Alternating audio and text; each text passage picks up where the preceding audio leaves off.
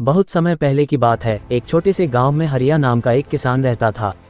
हरिया गरीब था, लेकिन उसकी ईमानदारी और मेहनत के लिए पूरा गांव उसकी इज्जत करता था। हरिया का जीवन कठिनाइयों से भरा था। उसके पास केवल एक छोटा सा खेत था और एक बैल, जिसके सहारे वह अपना और अपने परिवार का पेट पालता था। लेकिन हरिया कभी भी भगवान से शिकायत नहीं करता था। वह सच्चाई और ईमानदारी को ही अपनी सबसे बड़ी पूंजी मानता था। उस गांव में एक बड़ा व्यापारी रघुनाथ भी रहता था। रघुनाथ का पूरा गांव में दबदबा था। वह बहुत अमीर था, लेकिन स्वभाव से घमंडी और क्रूर था। उसे हमेशा लगता था कि दुनिया में सब कुछ पैसा ही खरीद सकता है। रघुनाथ गरीबों का मजाक उड़ाने में आनंद महसूस करता था। एक दिन रघुनाथ ने गांव में घोषणा की, मैं गांव में एक प्रतियोगिता आयोजित कर रहा हूं। जो व्यक्ति सबसे ईमानदार और सच्चा होगा, उसे मैं 500 सोने की मुद्राएं दूंगा। ये सुनकर पूरा गांव हैरान था। लोगों को लगता था कि रघुनाथ को तो बस अपने धन का घमंड है, फिर यह प्रतियोगिता क्यों? हरिया के लिए ये खबर सुनना किसी आशा की किरण जैसा था। उसका खेत इस बार सूखे के कारण खराब हो गया था। उसे बैल के इलाज के लिए भी पैसे चाहिए थे। उसने सोचा, अगर मैं इस प्रतियोगिता में जीत गया तो मेरे परिवार की परेशानियां खत्म हो जाएंगी। लेकिन हरिया को यह भी पता था कि रघुनाथ के इरादे नेक नहीं हो सकते। फिर भी उसने फैसला किया कि वह अपनी सच्चाई और ईमानदारी को कभी नहीं छोड़ेगा, चाहे जो भी हो। अगले दिन गांव के सभी लोग रघुनाथ के बड़े घर के बाहर जमा हो गए। प्रतियोगिता की पहली शर्त थी कि सभी प्रतिभागियों को एक एक मटका दिया जाएगा।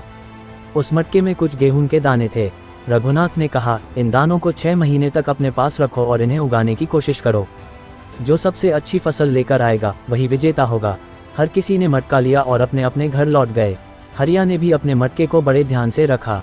उसने दानों को अपने छोटे से खेत में लगाया और उनकी देखभाल शुरू की। वह रोज सुबह शाम उन्हें पानी देता, खाद डालता और पूरी मेहनत करता। लेकिन कुछ हफ्तों के बाद हरिया को महसूस हुआ कि दाने अंकुरित ही नहीं हो रहे हैं। उसने बहुत कोशिश की, लेकिन कुछ भी नहीं हुआ। उसकी चिंता बढ़ती जा रही थी। वहीं गांव के अन्य लोग दावा कर रहे थे कि उनके दाने अच्छे से अंकुरित हो रहे हैं। कुछ लोग अपनी फसल दिखाने भी लगे थे। हरिया के मन में कई बार यह विचार आया कि वह बाजार से नए दाने खरीद ले और उन्हें उगाकर रघुनाथ को दिखा दे। लेकिन हर बार उसका मन उसे ऐसा करने से रोक देता। उसने सोचा, अगर मैं धोखा दूंगा तो मेरी ईमानदारी का क्या मतलब रह जाएगा। भले ही मैं हार जाऊं, लेकिन मैं सच का साथ नहीं छोड़ूंगा। 6 महीने बीत गए। प्रतियोगिता का दिन आ गया। गांव के सभी लोग बड़ी बड़ी फसलें लेकर रघुनाथ के घर पहुंचे। कुछ लोगों के पास तो इतनी सुंदर फसलें थीं कि देखने वाले दंग रह गए। हरिया भी वहां पहुंचा, लेकिन खाली हाथ। उसके पास दिखाने के लिए कुछ भी नहीं था। रघुनाथ ने एक एक करके सभी प्रतिभागियों की फसलें देखीं। वह हर किसी की तारीफ करता और आगे बढ़ता। जब हरिया की बारी आई तो उसने देखा कि हरिया के पास कुछ नहीं है। रघुनाथ ने व्यंग्य करते हुए पूछा, तुम्हारी फसल कहाँ है हरिया? क्या तुमने मेहनत नहीं की? हरिया ने सिर झुकाकर जवाब दिया, मैंने पूरी मेहनत की, लेकिन दाने अंकुरित नहीं हुए। शायद मेरी किस्मत ही खराब थी, लेकिन मैंने धोखा देने की कोशिश नहीं की। मैं सच का साथ कभी नहीं छोड़ सकता। हरिया की बात सुनकर रघुनाथ मुस्कुराया। उसने जोर से आवाज लगाई, सभी लोग ध्यान से सुने। इस प्रतियोगिता का असली विजेता हरिया है। ये सुनकर लोग चौंक गए। रघुनाथ ने सबको समझाया, मैंने जो दाने आपको दिए थे वे सब उबाले हुए थे। वे अंकुरित हो ही नहीं सकते थे। इसका मतलब है कि जो लोग यहाँ फसलें लेकर आए हैं, उन्होंने धोखा दिया है। केवल हरिया ने ईमानदारी दिखाई और अपनी सच्चाई पर अडिग रहा। यही असली जीत है। रघुनाथ ने हरिया को 500 सोने की मुद्राएं दी और कहा, तुमने साबित कर दिया कि दुनिया में अभी भी सच्चाई और ईमानदारी जिंदा है।